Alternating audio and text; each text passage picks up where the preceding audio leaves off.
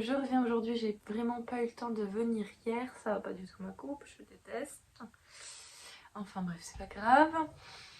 J'ai pas du tout eu le temps de venir hier, j'ai eu tellement de trucs à faire, pas du travail ou quoi, mais du quotidien, du train-train quotidien, des choses qu'on fait jamais et puis qui finalement s'accumulent et qu'à un moment donné, ben, il faut bien les faire.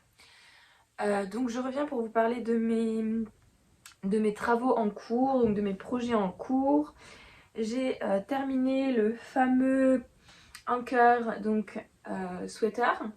J'ai fait pour rabattre de manière élastique la technique du rabattage élastique en côte 1-1. Je trouve que ça donne un beau rendu en plus, c'est élégant. Ouais, c'est vraiment joli. Voilà. Je trouve que ça fait un rendu très propre. Donc voilà, et au moins je vous dis l'élasticité elle est incroyable avec ce rabattage là, j'ai jamais vu ça. Voilà, c'est vraiment ma technique préférée pour rabattre. Donc ça il est fait, je vais commencer les manches en fin de semaine prochaine parce que là j'ai décidé vraiment de faire autre chose parce que j'en ai un petit peu ras-le-bol. Concernant les chaussettes, c'est des beautés, c'est des... Ouais. Je trouve que ça fait un peu vide là. J'ai trouvé une super idée pour décorer avec des restes de laine. Je vais vous mettre ça juste ici si je trouve une petite photo. C'était quelqu'un qui proposait ça sur Instagram et j'avoue je ne me souviens absolument pas du nom de la personne. C'était un pseudo un peu étrange donc j'ai pas retenu. Je vous mets les magnifiques chaussettes autorayantes de Atelier Roselia sur un bloqueur. Elles sont juste canon. Je suis trop contente. Je crois que vraiment les finitions sont impeccables, c'est magnifique. Alors j'ai juste pas rentré les fils encore pour le moment, ceux d'en haut. Donc voilà ce que ça donne. Magnifique. Au niveau du thème automnal, je trouve qu'on est pleinement dedans. Je trouve que c'est très joli ce dégradé de couleurs. Alors, vous vous rappelez, j'avais un long tube qui en fait débutait par des côtes et se terminait par une pointe. Et puis après, je suis venue donc couper en moitié, mais pour que ça, je prends la deuxième, pour que ça respecte le code couleur. Vous voyez? Donc je me suis vraiment appliquée à ce que ça respecte le code couleur. Donc là, je suis sur la deuxième, je suis sur la pointe de la deuxième. Puis après, je suis revenue couper ici, mais seulement, et ça c'était un petit peu fastidieux, je dois bien l'avouer, je suis venue couper que 32 mailles, puisque j'ai fait un montage avec 64, où je vais y arriver, c'est le matin, c'est pour ça, 64 mailles. Et donc du coup voilà ce que ça donne. Donc ça c'était fastidieux parce que il fallait pas que ça vienne détricoter ce qui était devant. Et puis donc je suis partie sur un talon en rang raccourci à l'allemande. Et donc que j'ai tricoté en aller-retour avec seulement une aiguille. Et j'avais quand même placé mes mailles en bas sur une autre aiguille. Et je suis venue faire un grafting pour le bas. Ça se voit un petit peu. J'ai un petit peu trop serré. Mais franchement, je suis très contente, très surprise aussi de ce que ça rend. J'aime vraiment beaucoup. Pour la pointe, j'ai fait les pointes standards que vous pouvez retrouver dans mes patrons. C'est à peu près les pointes qui sont utilisées par toutes les personnes qui font des chaussettes en terminant par la pointe. Alors je sais qu'il y a des pointes en espèce de... Comme pour les bonnets, avec 4 aiguilles là, 5 aiguilles. Moi c'est pas ce que j'ai fait du tout. Moi c'est des diminutions standards, hein, GGT puis de mailles ensemble. Voilà. Vraiment très beau, j'adore. Je vous mettrai une petite photo de portée parce que j'ai pas pu m'empêcher de poster hier parce que je suis vraiment en amour avec ces très belles déclinaisons de couleurs automnales. Voilà. Donc je sais pas ce que vous en pensez, franchement. Merci beaucoup à Atelier Rosalia parce que vous vous rappelez, elle m'avait offert gentiment cette magnifique laine. Donc c'était un très très joli cadeau que j'avais très très hâte de tricoter. C'est chose faite et je peux vous dire que la qualité est au rendez-vous. Vraiment trop contente. Aussi, je vous avais dit que je voulais en faire deux, donc une pour ma soeur, une pour moi en socket. Clairement, il n'y a pas du tout la place. En fait, je pensais qu'il y aurait la place, mais pas du tout. Non, j'ai tout recalculé, il n'y a pas du tout la place pour en faire deux paires de sockets. C'était impossible. Ou alors, à la limite, j'aurais eu une paire de sockets plus une socket. Voilà. Donc là, je vous disais, je suis en train de faire la pointe. Donc je vais vous montrer, hein. Voilà, ça typiquement c'est quelque chose que j'avais, c'est là où j'avais coupé. Et je suis venue donc repiocher dans les mailles, pour venir replacer mes aiguilles et puis ben, faire ce que j'ai à faire quoi. Donc c'est facile hein, franchement, très facile, voilà. J'ai d'ailleurs une très très belle laine, je vous la montre. J'ai la laine là, pardon. J'ai la laine là qui vient également de chez elle. Je pense pas la tricoter en tube honnêtement. Je vais tester une autre manière pour apprendre. Et j'ai ça aussi. Et ça vraiment j'ai très très hâte de découvrir.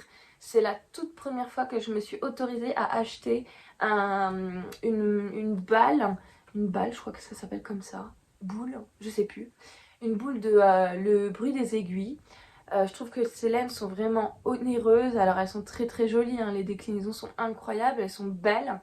Mais bah voilà, j'avais jamais sauté le pas de m'offrir un écheveau et je suis tombée sur ça. C'est des petites balles qu'elle vend, soit parce que ça lui reste sur la main, je crois, ou soit parce que c'est avec des défauts dedans, je sais plus. En tout cas, voilà. Voilà, j'ai pris ça. Donc j'ai très très hâte. Je repose juste. Au niveau du design, bon, j'ai pas avancé. Je pense que c'est le next. Ce que je vais faire là, c'est ce que je vais faire là. Donc voilà, il a pas avancé. Il est vraiment canon aussi. J'adore la couleur de la laine. Je trouve vraiment qu'il est beau. J'adore. Bah, tant mieux pour moi. Regardez, j'adore. Ah mince, oh, ça rend pas bien. Voilà. Je trouve que c'est vraiment élégant. Je sais pas ce que vous en pensez. Enfin voilà. Donc je suis là-dessus. Et par contre, j'ai très très très très envie de me tricoter. Et là, vous allez m'aider. De me tricoter le bonnet Oslo de Petite Nit. Donc le bonnet Oslo, je vais vous mettre une petite photo par ici. C'est un bonnet qui se tricote en fingering avec du lace, donc en épaisseur DK.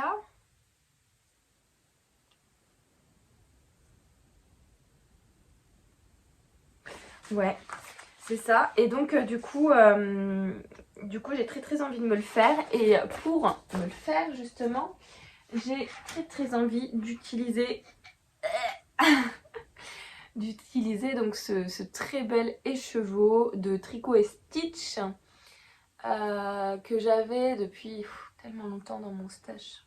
Mais je sais pas quoi en faire et je me suis dit que ce serait trop joli avec ça. Pour un petit peu atténuer quand même le peps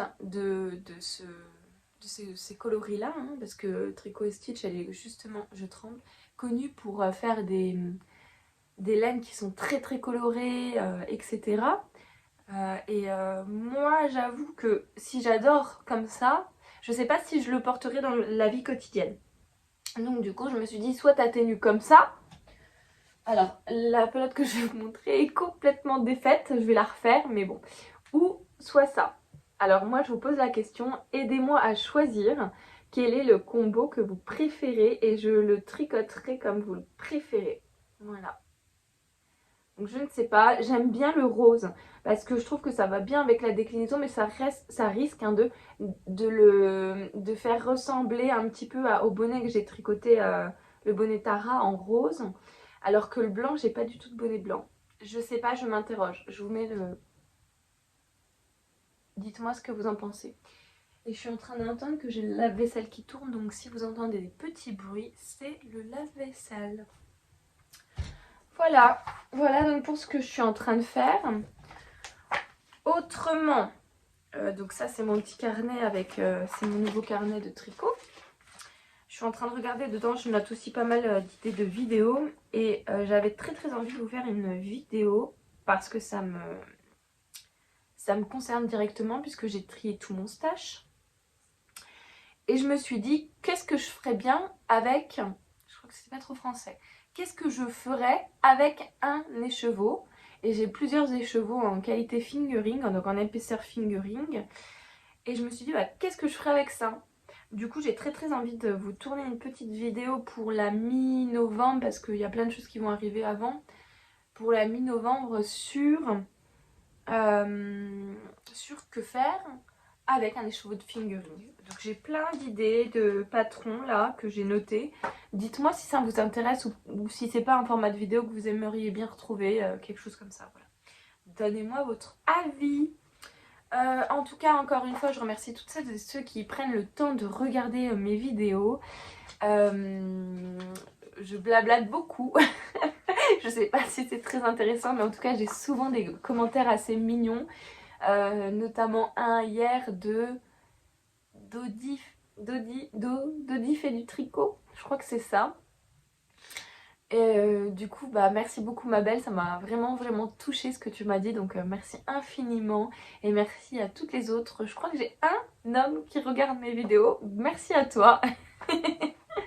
Voilà, bon en tout cas moi je vous laisse, je vais donc aller en course là. Et puis bah cet après-midi on va faire un peu de tricot quand même, hein.